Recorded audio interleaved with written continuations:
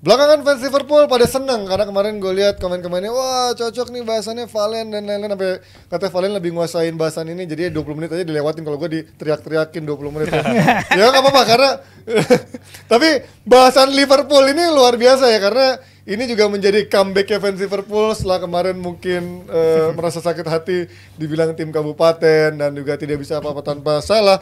Ternyata sekarang mereka bisa menunjukkan tetap bisa cukup stabil so far, tidak ada krisis yang ditakutkan meski tidak ada salah, dan juga mungkin Endo yang juga lagi di Piala Asia juga. Dan ini kemarin juga baru mengangkat pemain baru yang bernama Bradley. Dan ini kalau berdasarkan pertandingan lawan Fulham kemarin, kayaknya Elliot emang udah dicoba sebenarnya di beberapa pertandingan, bahkan ini bukan cuma sekali, ini juga dicoba di sayap kanan. Apakah dia sebenarnya tidak cocok bermain, lebih cocok bermain di gelandang, bukan sebagai winger ataupun juga striker inverted lah. Sebenarnya ini pemain tricky ya. So kalau ngomongin soal cocok-cocokan main di posisi mana, posisi aslinya memang seorang winger, tapi dicoba lawan Arsenal, lawan Fulham nggak terlalu works main di sana. Justru di musim ini juga banyak kan main di gelandang. Tapi ada catatan juga, dia main lebih bagus ketika main sebagai substitution, sebagai impact. Dia mainnya lebih bagus, dia main lebih bisa cover area lebih banyak. Tapi ketika jadi starter, dia nggak bisa mencukupi itu lebih dari segi fisik ya. Dari segi fisik dan juga segi fitness, menurut gua agak keteteran kalau main dari awal, karena postur dia yang mungil itu agak kurang cocok kalau main di posisi midfield Liverpool yang mengharuskan pemainnya dengan intensitas tinggi juga di sistemnya klub. Kante lebih mungil lagi Kante dulu. Tapi kan gol-gol dia datang dari luar kotak penalti dari jauh-jauh. Itu kan. Ketika gol-gol juga mainnya dari pemain pengganti waktu itu lawan Palace, abis itu kontribusi lawan Newcastle. Jadi ini pemain sebenarnya agak tricky, tapi at least bisa mengisi kekosongan lah selama Salah pergi. Ini pemain yang bisa nge-cover area yang cukup banyak, walaupun dari segi duel agak mengkhawatirkan. Tapi kalau ketika nggak ada Salah, gue agak cukup puas dengan kehadiran Elliot. Mungkin karena kita ngomong begini karena standarnya kita mengharapkan dia bisa golin dan assist selayaknya Mo Salah, tapi kan nyatanya dia nggak bisa ngelakuin itu secara regular basis gitu. Tapi kalau ngeliat Liverpool secara keseluruhan dari komposisi lini tengah maupun di lini depan, ketika nggak ada Salah, menurut gue masih baik-baik aja. Walaupun dari segi pemanfaatan peluang kita ngeliat lawan Arsenal di babak pertama itu agak-agak mengkhawatirkan ya. Tapi kalau ngeliat overall, ini tim yang tetap cukup bisa memenangkan pertandingan walaupun tanpa Salah sekalipun. Tapi kan sebenarnya kemarin udah coba dia ketika di switch di posisi kanan sebenarnya cukup worse kan. Apakah ini harus dilanjutkan lagi daripada memaksakan Elliot yang sebenarnya emang 2 kali nggak begitu bagus Mas, dan juga mungkin nalurinya bukanlah naluri mencetak gol sepertinya Diaz yang memang kemarin lebih tajam ketika ditaruh kanan.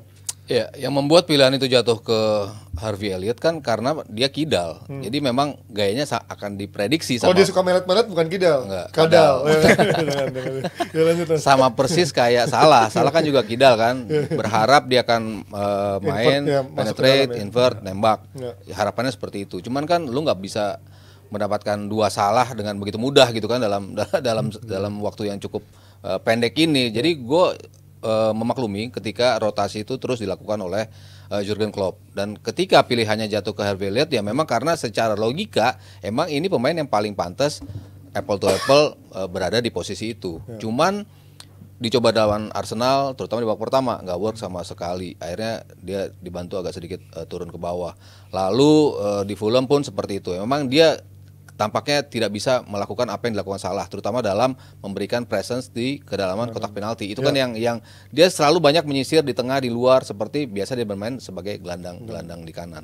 Cuman kan ya pintarnya Klopp, dia kan selalu bisa man management dia itu ya. Dia bisa mengubah situasi ketika nggak work, siapa yang harus diganti, bahkan tanpa mengubah pemain pun, tapi menggeser pemain pun dia bisa menunjukkan bahwa oh ternyata bisa work dengan masih pemain-pemain yang ada existing di lapangan. Ternyata Luis Diaz tadi lo tanya, ya dia ternyata bagus juga di sisi kanan. Sementara Nunez kan berapa kali kita lihat di kiri memang sudah berapa kali worse kan. Dia main dari sisi kiri. Bahkan Nunez gue nggak heran juga kalau nanti dia akan dicoba di kanan. Karena ketika lawan Newcastle dia nyetak gol kan nongol dari sisi kanan. Oh lupa ya. Ada 2 gol cantik gitu. Lupain ya. Itu kan dia nongol dari sisi kanan. Jadi mungkin aja Nunez at one point nggak ada salah dia akan main di posisi kanan, Luis Diaz di posisi kiri. Karena selama pemain-pemain ini udah balik ke performa terbaiknya, Jota, Gakpo, Nunes dan juga Diaz. Ya itu akan terus di rotate, dan Harvey Elliott ya gue rasa sesekali mungkin akan dicoba di situ, tapi nggak akan menjadi pemain yang terus bermain di posisi penyerang kanan. Mungkin dia akan justru bermain di posisi tengah saat Szoboszlai mungkin belum match fitness-nya belum nyampe ya. Mungkin Harvey Elliott yang akan tampil justru di posisi gelandang. Kalau posisi gelandang justru gimana Fir? Karena tidak adanya Wataru Endo, kemudian Szoboszlai juga kemarin absen juga karena cedera. McAllister masih dibilang belum memenuhi ekspektasi, walaupun memang positifnya dia adalah harganya sangat murah gitu. Jadi orang nggak terlalu ngejudge dia atau nge-blame dia. Ditambah Gravenberch juga mainnya nggak pernah bagus-bagus amat gitu kan. Disitulah muncul seorang Curtis Jones. Pemain yang gitu. Sebenarnya gue udah nyela-nyela dia loh sebenarnya awal, tapi ya. ternyata bagus, dan klub akuin itu ya. Klub mau bilang dia all around-nya bertambah, tapi satu aspek yang dia suka dari Curtis Jones adalah defensifnya. Bukan hanya gol-golnya, walaupun gol lawan Fulham itu walaupun deflection, tapi oke lah dia mendukung serangan dengan sangat bagus. Fakta bahwa dia orang Scouse juga si Klopp memuji, dia ngerti cara bermain untuk klub ini, bagaimana apa yang diperlukan untuk represent Liverpool. Itu sort of leadership itu yang diperlukan dari pemain-pemain muda untuk menambal pindah generasi kan, dari generasinya Henderson, Fabinho, Keita dan lain, itu yang diperlukan untuk bermain bagi Liverpool. Tapi yang menarik juga bagi Liverpool adalah itu bagaimana tadi Mas Aryo bilang soal combinationnya, bagaimana klub mengubah formasinya, karena sejak November international break Liverpool main 13 kali, dan dalam periode 13 laga itu Klopp kehilangan 9 pemain karena cedera, tapi dia hanya kalah sekali dalam rentetan itu pun lawan Union SG Berlin, yang itu juga udah dead rubber di pertandingan Liga Eropa dan udah lolos benar. Dan ketika kondisi membutuhkan, bagaimana Klopp switch pemainnya, baik dari itu bench juga sangat membantu, karena musim ini Liverpool 7 kali menang dari posisi tertinggal lebih dulu, dan para pemain pengganti mereka kontribut ke 30 goal involvement gol dan assist. Majority dari itu datang dari Darwin Núñez. Darwin Núñez yang emang kalau datang udah chaos banget kan, kayak kita nggak tahu dia mau ngapain. Dia mau golin dari pinggir kotak penalti bisa, tapi gagal tap in juga bisa. Tapi sekarang dia jadi king of assist-nya di Liverpool ya. Kalau nggak salah 10 assist musim ini, dan melebihi Mo Salah dan TAA. Jadi even though dia di depan gawang dia punya, yaitu dia angka big chance berbanding gol terburuk di Premier League, tapi dia kontribusinya besar dalam cara-cara lain. Dan kalau posisi Núñez ya beberapa kali dicoba di kiri ya Mas, dan juga dipatokin sama Gakpo-nya yang di depan atau si Jota di depan, dan gue ngeliat work saja ketika ada main di kiri, yaitu sekaligus mengesampingkan pressure ke dia ketika harus main di tengah dan menyelesaikan peluang gitu. Itu cukup membantu Núñez di bulan Desember itu menurut gue juga. Dan juga gue semakin yakin kalau gue ngeliat Liverpool ini komposisi gelandang jauh lebih kuat ketika ada si Curtis Jones di tengah ketimbang nggak ada Curtis Jones. Jadi ini pemain yang salah satu yang bisa dikatakan musim ini gelandang paling improve di Liverpool ya. Lompatannya besar banget. Iya, dan juga salah satu yang paling improve, dan juga pemain paling banyak di antara gelandang-gelandang lain melakukan pressing. Inisiatif pressingnya dia yang paling tinggi, dan juga ini menunjukkan dia salah satu pemain yang paling dibutuhkan sama sistemnya Klopp. Gelandang yang bisa ngelakuin counter press, gelandang yang ngotot seperti ini. Jadi gue bisa katakan ini pemain yang mungkin, ini yang gue di awal musim sempat bilang juga di DPI, ketika Liverpool gagal mendatangkan Bellingham, ya bisa jadi ini kita nggak perlu nyari pengganti segala macam, kita udah punya Curtis Jones yang mungkin rasanya akan menjadi rasa pemain baru di musim ini. Pemain lama tapi rasa pemain baru ini Curtis Jones di musim ini. Bisa menggantikan Bellingham yang tadi tidak didapatkan. Ini susah itu. Ini berbeda ya, warna-warna auranya dibandingkan awal musim sekarang begitu sesumbar dan juga optimis ya. Tapi kalau melihat dari jadwal kan memang di sampai Januari ini sepertinya tidak ada tanda-tanda lawan berat. Baru di Februari nanti dia akan langsung bertemu lawan berat, ada Chelsea sana. Arsenal. Berat nggak ya? Nggak tahu deh. Chelsea dan Arsenal. Arsenal juga. Tadi lawan Chelsea kan 0-0 ya. 0-0 di pertandingan pertama. Ya, justru ditunggu baru di Februari. Berarti 3 pertandingan ini harusnya aman-aman aja dong di Bournemouth. Kemudian ada leg keduanya lawan Fulham, dan juga di FA Cup yang kita belum tahu lawan siapa. Iya, harusnya sih ya gua sih optimis ya. Maksud gue kan gue selalu bandingin ke yang bagus-bagusnya udah masuk. Justru gue pengen tanya sebagai lo fansnya, apa yang lo khawatirkan dari Liverpool yang sekarang? Kalau gue khawatir justru lini tengah yang selalu gue katakan sebagai yang gue paling khawatir adalah lini tengah dibandingkan belakang ataupun depan. Belakang kontribusinya cukup banyak yang lo bisa rotate. Jarel Quansah ternyata bisa tampil. Konate kayak Curtis Jones di tengah, Konate sekarang di belakangnya step up-nya jauh dibandingkan musim lalu. Ya, Joe Gomez ternyata bisa menjadi back kiri, nggak ada Robertson, nggak ada belum ketemu Welbeck sama Mitoma aja dia sama Simikas ternyata dia bisa tampil di sisi kiri dengan begitu bagus. Di kanan ya TAA kalau lagi maju ya sekarang ternyata ada Bradley juga yang ternyata cukup bagus. Dia bisa nullify Martinelli di pertandingan lawan Arsenal lah dia terakhir dia bisa ngeganggu lah. Defensive wise dia lebih baik dari Trent menurut gua dari sisi defense. Kalau untuk offense-nya memang dia nggak bisa memberikan kontribusi berupa something untuk offense-nya. Jadi gue permasalahkan di belakang nggak ada masalah, di depan pun gue selalu bilang 5 sekarang ada 4 pemain yang selalu bisa di-rotate itu nggak akan masalah buat Liverpool karena mereka bisa masing-masing bisa kontribut terhadap gol buat Liverpool. Tapi tengah kan yang selalu menjadi masalah. Bahkan ketika tim intinya sudah kebentuk, Endo, McAllister sama Szoboszlai yang tadinya awalnya kan seperti itu, tapi kan selalu ada aja yang cedera gitu yang nggak bisa membuat mereka tampil berbarengan secara terus-menerus. Selama itu di-rotate terus, Gravenberch berapa kali ada main bagusnya, kadang jelek banget mainnya, nggak pernah mendapatkan konsistensi. Curtis Jones ya dia bisa step up tapi kan nggak selalu di setiap pertandingan dia bermain secara optimal seperti itu. Elliot pun ya kadang bagus ketika menjadi pemain pengganti tapi ketika starter nggak terlalu bagus. Jadi yang selalu menjadi masalah adalah lini tengahnya. Cuman kalau mereka tetap bisa tampil solid as a unit ya gue rasa nggak ada masalah besar juga gitu untuk bisa gue khawatir Liverpool akan kenapa-napa nih dengan komposisi yang seperti ini yang selalu diganti-ganti sama Klopp. Ini gue nanya dari kacamata fans Liverpool ya, Fir. Tapi kalau dari lo ini melihat di awal musim kan justru mereka tidak menyangka akan seperti ini. Apakah menurut lo yang menjadi faktor kuncinya justru ya bagaimana Klopp akhirnya bisa menambal semua lubang atau semua kekhawatiran yang muncul di awal musim yang bahkan tidak ada yang menyangka sekarang dia ada sebagai title contender, kemudian bahkan di trofi domestik pun juga dijagokan menjadi juara juga. Apakah Klopp yang justru menjadi kuncinya dari musim ini sebenarnya? Iya, Klopp pasti dan rekrutmen juga pasti membantu karena nggak mudah untuk mengganti trio Mane, Firmino dan Salah di depan. Terus kemudian Jordan, kita Fabinho. Lihat di tengah mereka kehilangan leadershipnya Jordan Henderson, kehilangan Milner. Fabinho, Keita, Milner.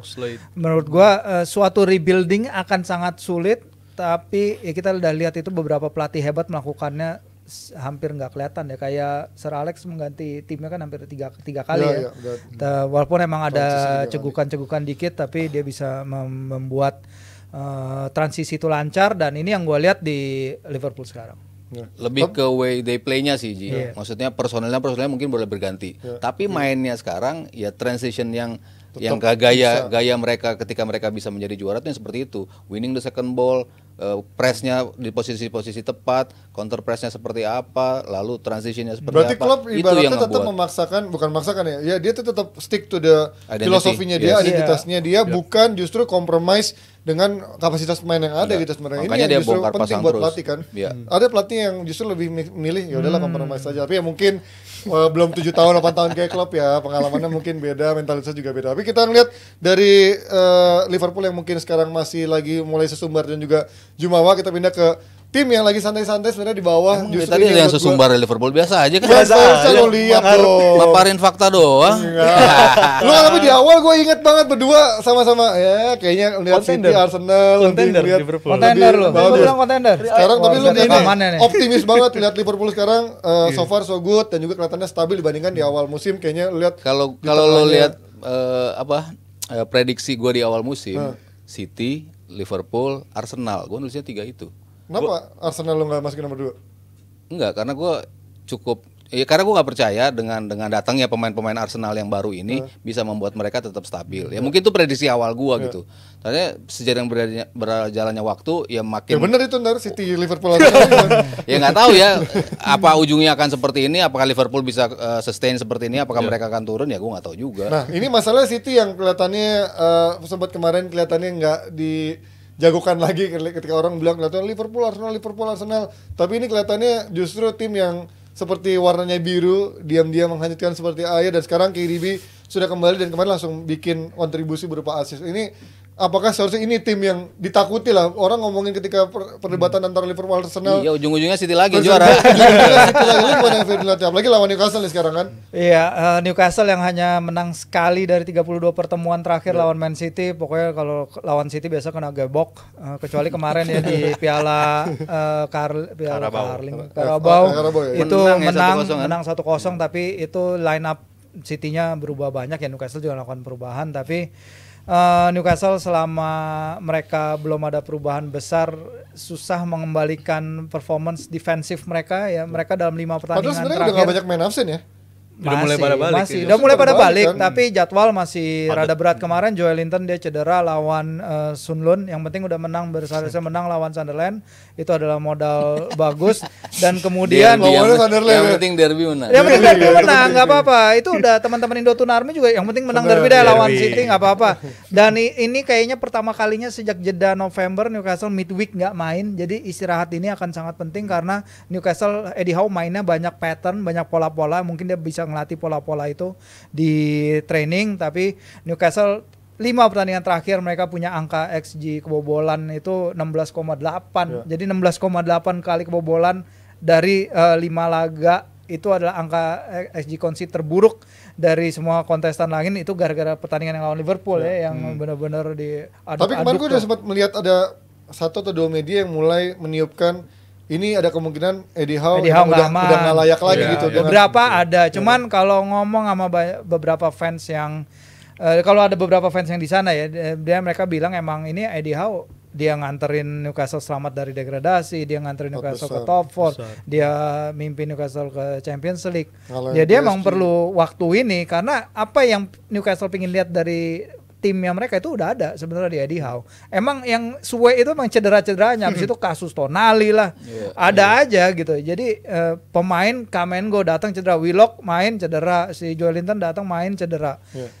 Lawan City selalu apalagi kalau City main dengan number 10 yang sebagus ya karena sejauh ini yang tengah lapangan Newcastle tuh kosong posisi Bruno di defensive six itu dia kalau nggak ada cover yang cukup akan sangat rentan itu kelihatan banget laga lawan Forest laga lawan Liverpool di mana tengah lapangan bisa di bawah satu umpannya McAllister bisa nembus 2 back tengah Newcastle jadi selama nggak tahu nih Foden kan bagus banget nih main di number 10 tapi kan adanya KDB balik walaupun memang si Pep bilang kita mah bakal santai integrate balik si KDB pelan-pelan masalahnya kalau si Haaland balik nah ini udah pasti balik maksudnya Haaland udah pasti balik kabarnya sih begitu ya kalau dia datang artinya Alvarez turun ke number 10 Foden main di sisi kanan lagi atau kiri nah ini akankah dibantai ketika memang KDB main atau mungkin memang dia lebih menjaga hati-hati KDB karena kalau sampai cedera lagi ini justru akan merusak sisa pada musim mereka. Gue rasa ini akan jadi laga yang ketat ya, nggak ada yang dibantai di pertandingan ini karena Newcastle menurut gue nggak akan main seburuk ketika pas lawan Liverpool sama Forest lah. Setidaknya itu yang bisa gue yakin dari Newcastle pertandingan besok. Dan kalau soal prospek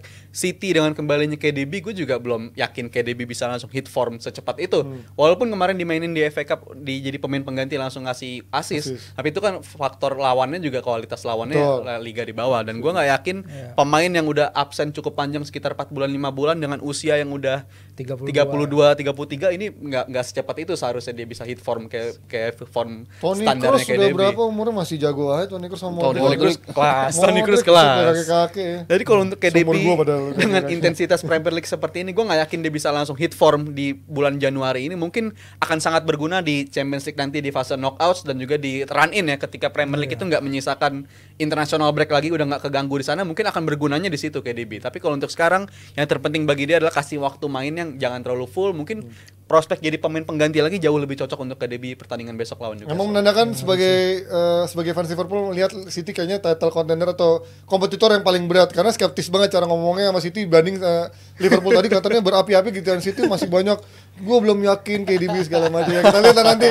siapa yang menjadi lebih bagus ketika dalam 1 bulan ke depan apakah City yang bisa menikung Liverpool atau justru Liverpool bisa menjaga tetap berada di posisi puncak. Kita akan lanjut lagi dari bahasan Spanyol, Piala Super Spanyol yang bikin gue kemarin sempat kegocek. Ternyata udah berjalan 3 tahun dengan 4 tim ya. Gue pikir cuma final 2 tim doang. Kita akan bahasnya dari Piala Super Spanyol.